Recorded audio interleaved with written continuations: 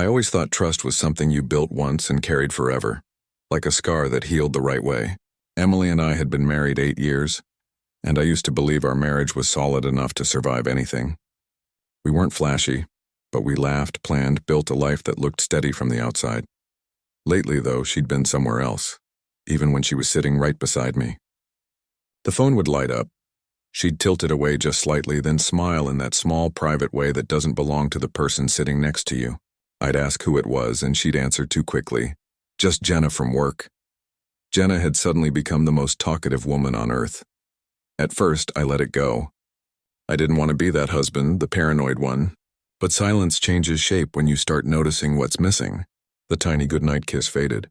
Weekend coffee turned into her scrolling TikTok with earbuds in.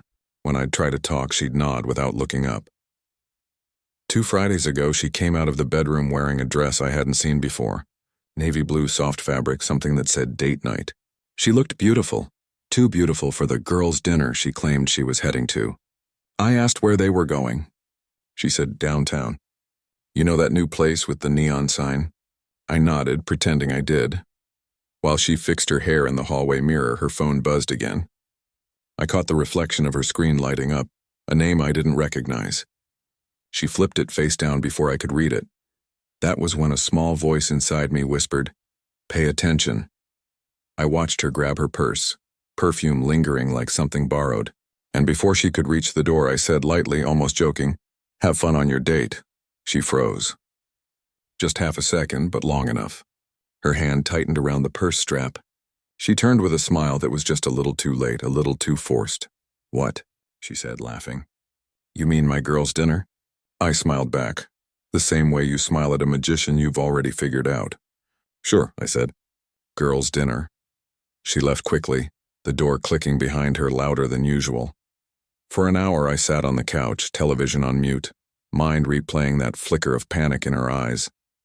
Maybe I was overreacting. Maybe she'd just been startled. But the truth is, when someone has nothing to hide, their body doesn't betray them like that. I opened her Instagram, not something I usually did. Nothing new. No posts, no stories. But her friend Jenna had posted one. A photo of a wine glass, a caption that said, "Solo vibes tonight, so much for girls' night." I spent the next 2 hours staring at the ceiling, that dull ache of uncertainty growing sharper. Around midnight, her car pulled into the driveway. I didn't move. She came in quietly like someone sneaking back into her own life. "Hey," she whispered, noticing I was still awake. "Didn't mean to wake you." "You didn't," I said. "How was downtown?" She paused. "Good, the food was amazing. You go to that neon place?" Her eyes flicked to mine, just a fraction too long. "Yeah, you should come next time." We both knew I wouldn't. The next morning, she made pancakes, humming softly, pretending the night before hadn't happened. I played along, but the melody sounded wrong now. Every time her phone buzzed, I felt that same cold awareness wrap around me. By Sunday, she'd found new excuses. A brunch, a coworker's birthday, a late meeting. I told myself to wait to be sure before saying anything.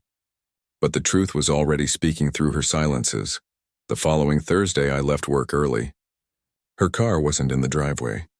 I went inside, sat in the quiet kitchen, and waited. At 7:40 p.m., she texted, "Running late. Don't wait up." I didn't reply.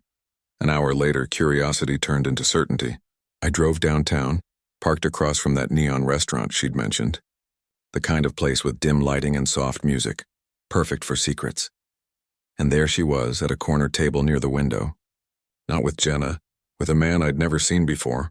He leaned in as she laughed, her real laugh, the one she hadn't used around me in months. I didn't confront them. I just watched for a minute, the way you watch a storm you can't stop. Then I drove home, everything inside me both quiet and breaking. When she walked in later, the scent of his cologne followed her like proof. She said, "You're up late again," and I answered, "Yeah, just thinking." She went to change, humming that same tune, and I realized the worst part wasn't her lie. It was how easily she'd settled into it. That night I lay awake, staring at the ceiling, replaying her face when I'd said it. "Have fun on your date." That instant of panic had told me everything, and I hadn't wanted to believe it. By morning, I finally did. The next morning felt like standing on the edge of a cliff. waiting for the wind to decide whether to push or hold you. Emily moved through the kitchen like nothing had changed, hair tied up, humming as she poured coffee. I watched her. Not angrily, not accusingly, just watching. There's a point when the truth settles in so deep it stops burning. It just sits there quiet and heavy. She handed me a mug and said, "You're quiet today." "Didn't sleep much," I replied. She smiled softly. "You think too much, maybe I did. But I'd also seen too much." I thought about saying something right then, throwing it all on the table, demanding honesty. But people only tell the truth when they think it's safe to, and right now she still believed in her lie. So I let her keep it, for one more day. That night after she fell asleep, I opened my laptop and started scrolling through our old photos, vacations, birthdays, little moments that once felt ordinary, but now looked like evidence of something gone. There's a kind of grief in realizing the person beside you has already left. They just haven't packed yet. The next day, I told her I was going out with some friends from work. She barely looked up from her phone. "Have fun," she said, using my own words without realizing it. I didn't go out. I sat in my truck 2 blocks away, engine off, watching the house. At 7:20, her car pulled out of the driveway. Same dress, same purse, same lie. I followed at a distance, not to catch her, but to confirm what I already knew. She parked behind that same restaurant. The man was already waiting. When she got out, he touched her arm in that easy, familiar way that only comes from practice. She smiled up at him, the kind of smile that once belonged to me. I didn't get out of the truck. I didn't need to. When I drove home, the air inside the car felt clean, almost cold. I wasn't angry anymore. Just done. I spent the evening packing, quietly, methodically. Not everything, just enough. A duffel bag, a few shirts, my passport, some papers. I placed my wedding ring on the kitchen counter beside her favorite coffee mug. When she came home around midnight, the house lights were still on. She blinked, confused. "You're still up?" I nodded. "Yeah." Her eyes flicked to the bag near the door. "What's that?" "Clarity," I said. She frowned, half laughing. "What are you talking about?" I looked at her, really looked at her. "You know what I'm talking about, Emily." Her face drained. For a second, she didn't even try to lie. Then instinct kicked in. "If you're implying something, I'm not implying anything," I interrupted. "I'm saying it. I saw you. Downtown. With him." Her lips parted, no words coming out.